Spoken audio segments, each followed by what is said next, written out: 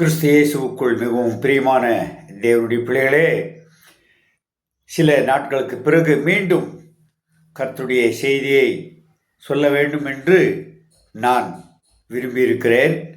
கடந்த நாட்களிலே சற்று சரீர பலவீனமானதால் தாமதமாக இந்த செய்தியை நான் சொல்லுகிறேன். ஏற்கனவே நான் உங்களுக்கு சொல்லுகின்ற இந்த வசனங்களை கவனித்து கேளுங்கள். எபிரேயருக்கு எழுதின அந்த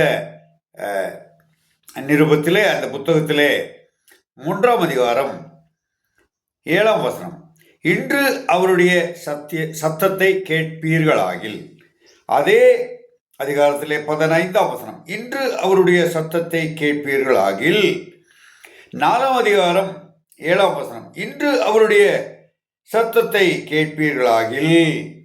இது பழைய ஏற்பாட்டிலே தேவன் இஸ்ரவேல் ஜனங்களுக்கு சொல்லப்பட்ட அந்த வசனத்தை புதிய ஏற்பாட்டிலே நினைவு கூறப்பட்டு எழுதப்பட்டிருக்கிறது.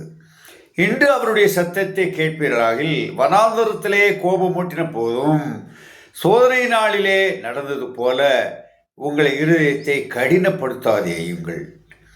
நான் சொல்லுவது நேற்றோ முந்தானேத்தோ கடந்து போன நாட்கள் அல்ல. இன்று அவருடைய சத்தத்தை கேட்பீர்களாகில். இன்று காலையிலே எழுந்து தேவனோடு உருவாடி தேவன் நமக்கு தந்திருக்கிறதான ஜீவனுள்ள வேத புஸ்தகத்தின் மேல் வாஞ்சியாயிருந்து வாசித்து ஜெபித்து இந்த வாழ்க்கையை தொடங்கினீரா? நான் ஏற்கனவே உங்களுக்கு சொல்லியிருந்தேன். அந்த ஆலோசனையை கேட்டு அநேகர் எனக்கு நன்றி செலுத்தி அல்லது அவர்கள் நல்ல உறவோடு என்னோடு தொடர்பு கொண்டார்கள். ஆனால் நாங்கள் காலையில் எழுந்து வேதத்தை வாசிக்காமல் ஜெபிக்காமல் தேவனோடு தொடர்பு கொள்ளாமல் நாங்கள் செல்போனை தொட மாட்டோம் என்று சொல்லி ஒரு சிலர் தீர்மானம் எடுத்திருக்கிறார்கள். ஆனால் எனக்கு நெருங்கிய நண்பர்களும் தெரிஞ்சவர்களும் ஏன் மீண்டும் மீண்டுமாக இரவு 12 மணி அல்லது 11 மணி 1 மணி 2 மணிக்கெல்லாம் செய்தியை அனுப்புகிறார்கள், ஏன் என்று எனக்கே தெரியவில்லை. அவர்களுக்கு தூக்கம் வருவதில்லையா? ஏரோதுக்கு தூக்கம் வரவில்லை, அகாஸ்வேருவுக்கு தூக்கம் வரவில்லை, பார்வோனுக்கு தூக்கம் வரவில்லை, பலருக்கு தூக்கம் வருவதில்லை. தூக்கம் வராததற்காக செல்போனை எடுத்து தேவனுடைய வசனத்தை பிறருக்கு அனுப்புவது நல்லதா? தயவு செய்து யோசித்து பாருங்கள். நன்றாக தூங்குவதற்கு தேவன் இரவை தந்திருக்கிறார். நம்முடைய சரீரம் தேவனுடைய ஆலயமாக இருக்கிறபடியால் நாம் நன்றாக தூங்க வேண்டும். அப்படி தூக்கம் வரவில்லை என்றால் தேவனிடம் கேட்க வேண்டும். அதற்கு மாறாக உங்களுக்கு தூக்கம் வரவில்லை என்பதற்காக நீங்கள் பக்தி உள்ளவர்களைப் போல இரவு முழுதும் விழித்திருந்து ஜெபித்து ஒரு நல்ல கிறிஸ்தவர்களாக காட்டுவது சரியா?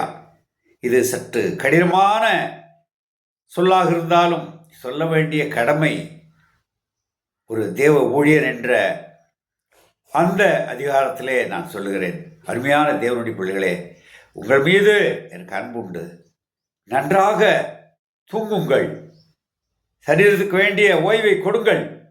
காலையில் 4 மணிக்கா அல்லது 5 மணிக்கோ நீங்கள் 4 மணிக்கு மேல் எழுந்து தேவனோடு உறவாடி வேதத்தை வாசித்து ஜெபித்து அதன் பிறகு நீங்கள் உங்களுடைய செல்போனிலே செய்தியை பார்க்கலாம் அல்லது பிறருக்கு அனுப்பலாம். பாருங்க, மீண்டுமாக இது ஒரு ஆலோசனையாக சொல்கிறேன். நாளைய தினத்திலிருந்து நாம் புதிய செய்தியை நாம் கேட்கலாம். இன்று அவருடைய சத்தத்தை கேட்பீர்களாகில்.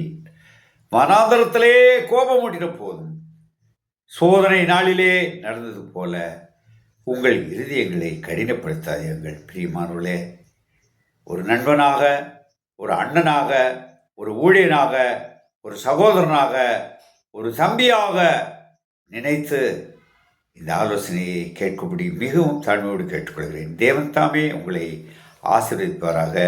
ஆமென்.